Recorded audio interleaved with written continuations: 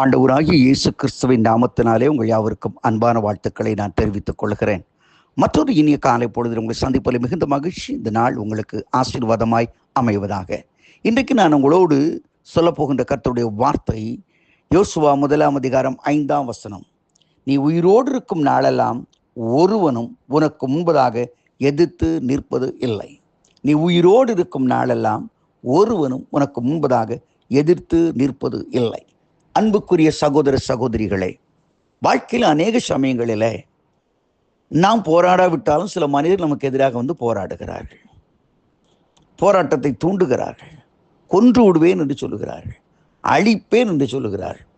பலவிதமான சவால்களை விட நம்முடைய மனம் வேதனையாக இருக்கு. நான் இவனுக்கு என்ன, எனக்கு அவனுக்கு என்னப்பா பிரச்சனை, நான் இவனுக்கு என்ன பண்ணினேன், எதுக்காக இப்படி போராடுறான் என்றெல்லாம் மனதிலே வேதனைகள் வரலாம்.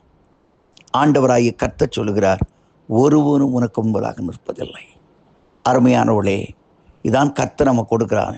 உன்னோடு வழக்காடினொழி தேடியும் நீ காணாதிருப்பாய். ஏன் எப்படியா இது ஆகும், எந்த விதத்தில் இது ஆகும் என்று ஒருவேளை நீங்கள் கேட்கலாம். பல ஆண்டுகளுக்கு முன்பதாக தோமா என்கிற தேவனுடைய மனுஷன், அப்போஸ்தலன், ஊழியம் செய்யும்படியாக இந்தியாவிற்கு வந்த பொழுது அவன் கேரள மாநிலத்திலே ஊழியத்தை ஆரம்பித்து செய்து கொண்டிருந்தான். முதல் குஜராத்தில் இருந்தார், அதற்கு பிறகு கேரள மாநிலம் வந்தார். கண்ணூருக்கு அருகாமையிலே ஒரு கிராமத்திலே அநேக மக்களுக்கு, வியாதிஸ்தருக்கு சுகம் கொடுத்து அற்புதங்களை செய்து பிசாசுகளை துரத்தி அநேக மக்கள் ஆண்டோடைய அன்புக்குள்ளே கடந்து வந்து கொண்டிருந்தார்கள். இதை பார்த்த உடனே அந்த ஊரில் மார்க்க வெறிபிடித்த சிலர் அவரை பிடித்து விக்கிரகங்கள் நிறைந்த ஒரு ஆலயத்திலே கொண்டு போய் கட்டி போட்டார்கள். கட்டி போட்டு, நீ கண்டிப்பாக மறந்துருமனும், கைகளையும் கால்களையும் கட்டி அவரை தூக்கி அதில் கொண்டு போட்டு, இந்த சாமிகளாக இந்த இரவோடு இரவு உன்னை கொன்று விடும், இங்கே நிறைய நாகப்பாம்பு உண்டு, அந்த பாம்பு உண்டு, உன்னை கொன்றும் அப்படின்னு சொல்லி அவரை போட்டு விட்டு போயிட்டார்கள்.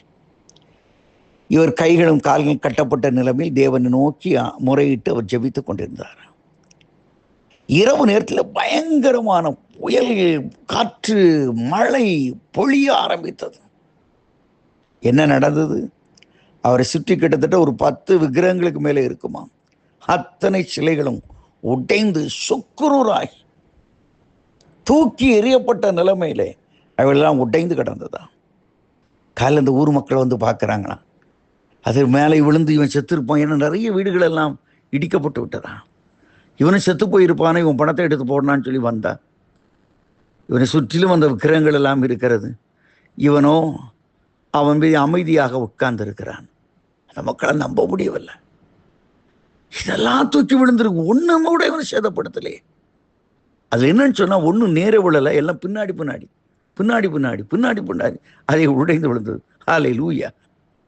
அந்த மக்கள் கண்ணீரோடு அவனை விடுவித்து அவனை ஏற்றுக்கொண்டார்களாம். தோமாவை ஏற்றுக்கொண்டார்களாம். அவர் கொண்டு வந்த இயேசுவை ஏற்றுக்கொண்டார்களாம். வேத வசனம் சொல்கிறது, நீ உயிரோடு இருக்கும் நாளெல்லாம் ஒருவனும் உனக்கு முன்பாக எதிர்த்து நிற்பதில்லை. தோமாவுக்கு ஒரு தேவன், நமக்கு ஒரு தேவன் அல்ல. இன்றைக்கு உன் வாழ்க்கையில் பிரச்சனைகளை கொண்டு வருகிறார்களா? தேவையில்லாத வேதனையை, மன உளைச்சலை உண்டு பண்ணுகிறார்களா? கவலைப்படாதே. உனக்காக யுத்தம் செய்கிற ஒருவர் உண்டு, உனக்காக வழக்காடுவர் உண்டு. அவர் நிச்சயமாய் உனக்காக யுத்தம் செய்வார், உனக்காக வழக்காடுவார். உன்னோடு வழக்காடுவதை தேடியும் காணாதிருப்பாய்.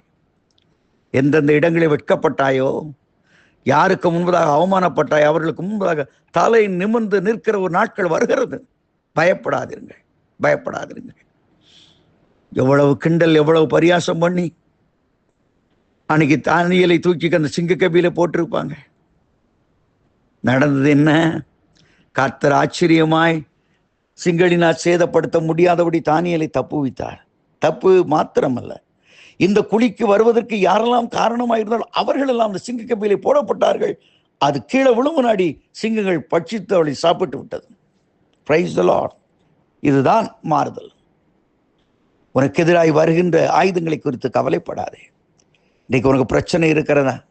வேலை செய்கிற இடத்துல, பலவிதமான உடைய குடும்பத்தார் மத்தியிலே, எதற்கையா இந்த உலகத்தை நான் வாழ்ந்தனும், எதுக்கையா நான் இந்த கண்ணீர் விடணும்னு சொல்லி கலங்கி கொண்டு இருக்கிறாய்.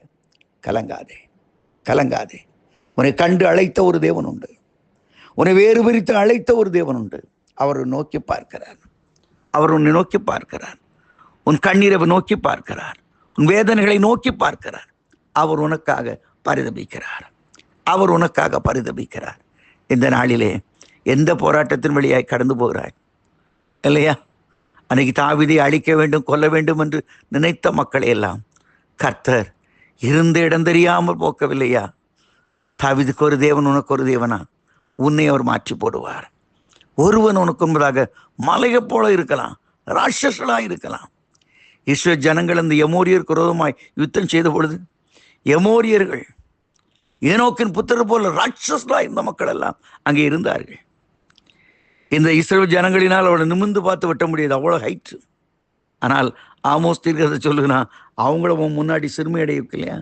அது என்ன பண்ணுவாங்களா? எமோரியெல்லாம் பிடிச்சிக்கிட்டு வந்து அவனை முட்டு போட வச்சா தலையை விட்டுவாங்க. ஏன்னா நேரம் நின்று வெட்ட முடியாது, அவ்வளோ ஹைட். சிறுமைப்படுத்தினார். இன்றைக்கு உன் வாழ்க்கையில் பெரிய ஆள், பெரிய ஜெயின்று, என்னால் ஒன்றும் பண்ண முடியாதுன்னு சொல்றிய, நீ உயிரோடு இருக்கும் நாளெல்லாம் ஒருவன் உனக்கு எதிர்க்காக நிற்க முடியாது. எந்த பராக்கிரமசாலி ஆனாலும் நிச்சயமாக கர்த்தர் உனக்காக யுத்தம் செய்து உனக்கு விடுதலை கொடுப்பார். அந்த நம்பிக்கையோடு இந்த புதிய வாரத்துக்குள்ளே பிரவேசிப்போம். இந்த நாள் ஒரு வெற்றி நாளை அமையட்டும். ஆமேன், ஆமேன்.